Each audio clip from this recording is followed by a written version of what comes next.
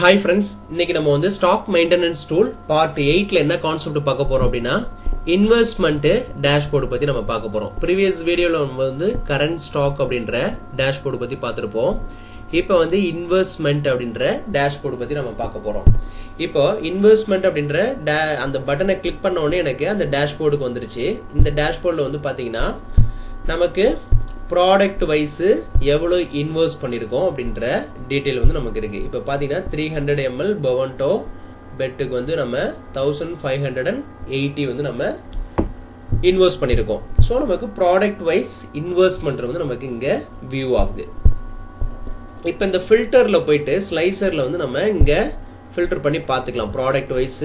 இப்போ கண்ட்ரோலை ஹோல்ட் பண்ணிட்டு நான் மல்டிபிள் ப்ராடக்ட் வந்து செலக்ட் பண்ணிட்டு ரிலீஸ் பண்ண அப்படின்னா எனக்கு அந்த 3 ப்ராடக்ட் மட்டும் விசிபிள் ஆகும். அகைன் நான் வந்து கண்ட்ரோலை ஹோல்ட் பண்ணிட்டு செலக்ட் பண்ண அப்படின்னா எனக்கு எந்த ப்ராடக்ட் வேணுமோ நமக்கு வந்து விசிபிள் பண்ணிக்கலாம். கண்ட்ரோலை ஹோல்ட் பண்ணிட்டு செலக்ட் பண்ணணும். அதே மாதிரி அன்செலக்ட் பண்ணா அன்செலக்ட் ஆகும்.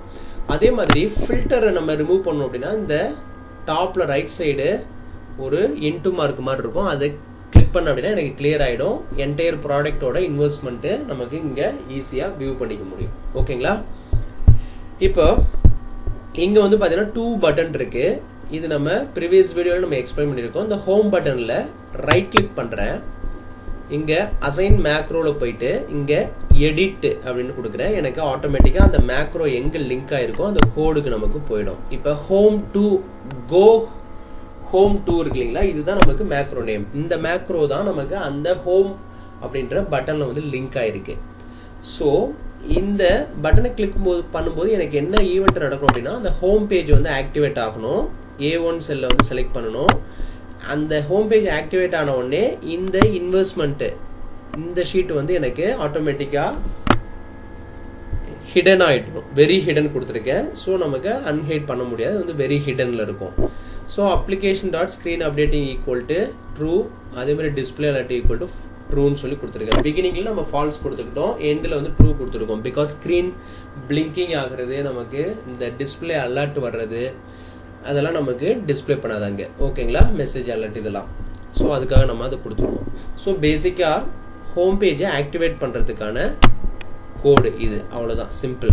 நீங்கள் வந்து பார்த்தீங்கன்னா தெரியும், இந்த ஹோம் பட்டனை கிளிக் பண்ணும்போது எனக்கு ஹோம் ஷீட் ஆக்டிவேட் ஆகிட்டு இந்த இன்வெஸ்ட்மெண்ட் அப்படின்ற ஷீட் வந்து இன்விசிபிளுக்கு போயிடணும். அதுதான் லாஜிக்கு. அதே மாதிரி ரெஃப்ரெஷ் அப்படின்றது வந்து பார்த்தீங்கன்னா இந்த ரெஃப்ரெஷ் பட்டனை கிளிக் பண்ணும்போது இந்த டேபிளில் இருக்கிற இன்ஃபர்மேஷன் எனக்கு அப்கிரேட் ஆகும். நம்ம இன்புட்டில் ஏதாவது அப்டேட் பண்ணோம் அப்படின்னா நமக்கு அப்கிரேட் ஆகும். இப்போ பாருங்க, நான் இதை ரைட் கிளிக் பண்ணுறேன். Assign macro edit.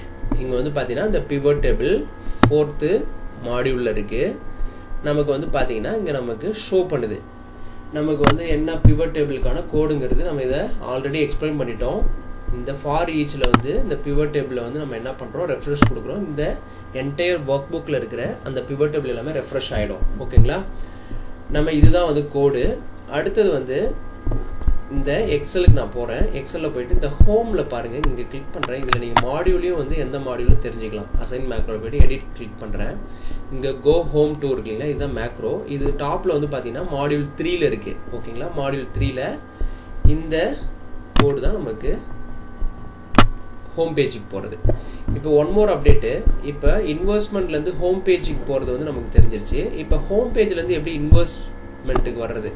இப்போ இந்த இன்வெஸ்ட்மெண்ட்ன்ற பட்டனில் ரைட் கிளிக் பண்ணிவிட்டு இங்கே அசைன் மேக்ரோவில் போயிட்டு எடிட்டை கிளிக் பண்ணுறேன். இங்கே பாருங்கள், எனக்கு அந்த மேக்ரோவுக்கான கோடுக்கு போயிடும். அந்த மாடியூல் 3ல் டோட்டல் இன்வெஸ்ட்மெண்ட் அப்படின்றது தான் நம்மளோட மேக்ரோ நேம். ஸோ அப்படியே ரிவர்ஸில் நம்ம கொடுத்துருக்கோம். அந்த ஆல்ரெடி ஹிடனில் இருக்கிற ஷீட்டை வந்து விசிபிள் ஈக்குவல் டு ட்ரூ கொடுத்துருக்கோம், இன்வெஸ்ட்மெண்ட் அப்படின்ற ஷீட்டை. அதுக்கப்புறம் ஆக்டிவேட் பண்ணுறோம். A1 செல்லை வந்து நான் செலக்ட் பண்ணி நிற்கிற மாதிரி கொடுத்துட்டேன். அடுத்தது screen updating display alert equal to ட்ரூன்னு சொல்லிட்டேன். பிகினிங்கில் வந்து ஃபால்ஸ்ன்னு சொல்லி கொடுத்துருக்கேன். பிகாஸ் ஸ்க்ரீன் அப்டேட் ஆகிறது அந்த மெசேஜ் அலர்ட் இதெல்லாம் நமக்கு டிஸ்பிளே பண்ணாது. இந்த மாதிரி நம்ம கொடுத்துட்டோம். ஓகேங்களா? இதுதான் லாஜிக்கு. இப்போ நான் என்ன பண்ணுறேன், இந்த இடத்துல போயிட்டு இப்போ நம்ம வந்து என்ன பண்ணிடலாம் அப்படின்னா இன்வெஸ்ட்மெண்ட் அப்படின்ற ஷீட்டில் நம்ம வந்து பிவட் டேபிளை பார்த்தலாம். ஃபர்ஸ்ட் இந்த பிவட் டேபிள் எங்கேருந்து லிங்க் ஆகிருக்குங்கிறது உங்களுக்கு எக்ஸ்பிளைன் பண்ணிடுறேன். அன்ஹைடு பண்ணுறேன் எல்லா ஷீட்டையும். இங்கே வந்து பார்த்தீங்கன்னா அன்ஹைடுன்றது தான் நமக்கு பாஸ்வேர்டு. ஸோ அன்ஹைடு பண்ணிட்டேன்.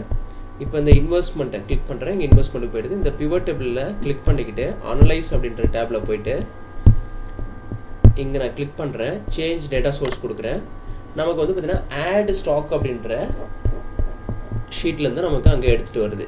இந்த ஆடு ஸ்டாக்கில் வந்து பார்த்தீங்கன்னா எந்த இன்ஃபர்மேஷனை நமக்கு அங்கே புல் பண்ணிட்டு வருதுன்னா, நமக்கு வந்து இன்வெஸ்ட்மெண்ட் ஜே காலமில் இருக்கு இல்லைங்களா, இதை தான் நமக்கு அங்கிட்டு வந்து டிஸ்பிளே பண்ணுது. அதாவது ப்ராடக்ட் வைஸாக இன்வெஸ்ட்மெண்ட் வந்து நமக்கு அங்கே டிஸ்பிளே பண்ணுது. இப்போ நான் எஸ்கேப் கொடுக்குறேன்.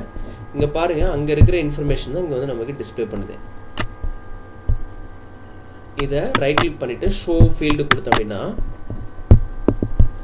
உங்களுக்கு இங்கே வியூ ஆகும். இங்கே வந்து பார்த்தீங்கன்னா இன்வெஸ்ட்மெண்ட்டுன்னு இருக்கு இல்லைங்களா, இந்த இன்வெஸ்ட்மெண்ட் சம் ஆஃப் இன்வெஸ்ட்மெண்ட்டு.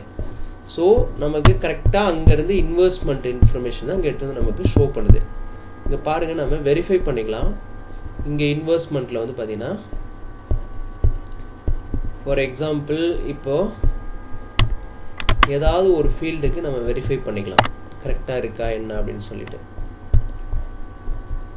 இப்போ பாருங்கள், இப்போ 200 ml பாட்டில் பவன்டோ இருக்கு இல்லைங்களா, 68,000 நம்ம இன்வெஸ்ட் பண்ணியிருக்கோம். ஸோ இங்கே ஆட் ஸ்டாக்கில் போயிட்டு டோட்டல் இன்வெஸ்ட்மெண்ட்டு இங்கே வந்து பார்த்தீங்கன்னா கரண்ட் ஸ்டாக்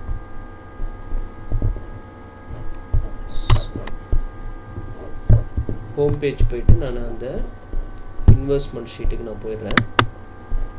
இங்கே வந்து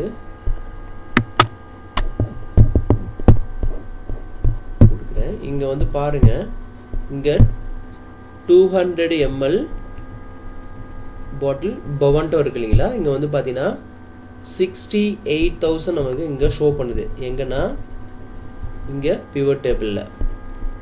ஸோ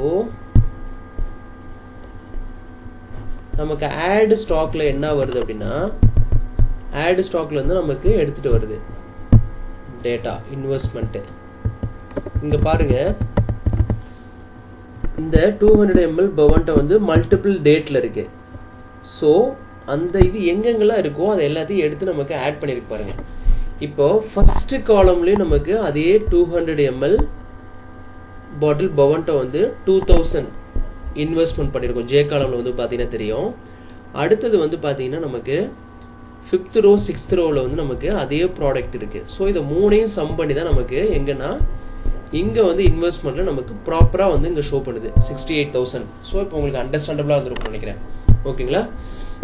இப்போ இந்த மாதிரி நமக்கு வந்து கால்குலேஷன் பார்ட்லேருந்து எல்லாத்தையும் ப்ராப்பராக இருந்து இங்கே ஷோ பண்ணுது. ஸ்லைசர் வந்து உங்களுக்கு ஆல்ரெடி தெரியும் எப்படி இன்சர்ட் பண்ணணும் அப்படிங்கிறது நம்ம ப்ரீவியஸ் வீடியோலேயே எக்ஸ்பிளைன் பண்ணியிருக்கோம். இங்கே பிவட் டேபிளில் கிளிக் பண்ணிவிட்டு அனலைஸில் போயிட்டு இங்கே ஸ்லைசர் யூஸ் பண்ணிவிட்டு ஸ்லைசரில் ப்ராடக்ட் வைஸ் வேணும் அப்படின்னா ப்ராடக்ட்டை டிக் பண்ணிவிட்டு ஓகே கொடுத்தோம் அப்படின்னா இந்த ப்ராடக்ட்டுக்கான ஸ்லைசர் வந்துடும். இதை நம்ம லெஃப்ட் சைடு நேவிகேஷனில் வந்து செட் பண்ணிக்கலாம். இதுதான் வந்து லாஜிக். இப்போ ஏதாவது ஒரு ப்ராடக்ட்டை செலக்ட் பண்ணுறோம் அப்படின்னா அந்த ப்ராடக்ட்டோட இன்வெஸ்ட்மெண்ட் இன்ஃபர்மேஷன் மட்டும் நம்ம ஷோ பண்ணிக்க முடியும். இப்போ கிளியர் கொடுக்குறேன். இந்த பிவட் டேபிள் ஃபீல்டை வந்து நம்ம க்ளோஸ் பண்ணிக்கிறோம். இதை வந்து நான் டெலிட் பண்ணிக்கிறேன். இது நமக்கு தேவையில்லை. நம்ம லெஃப்ட் சைடு நம்ம ஆல்ரெடி செட் பண்ணிட்டோம். இதோட கலர்ஸ் வந்து பார்த்தீங்கன்னா நம்ம இந்த ஸ்லைசரோட கலர்ஸ் வந்து நம்மளால் சேஞ்ச் பண்ணிக்க முடியும். ஓகேங்களா?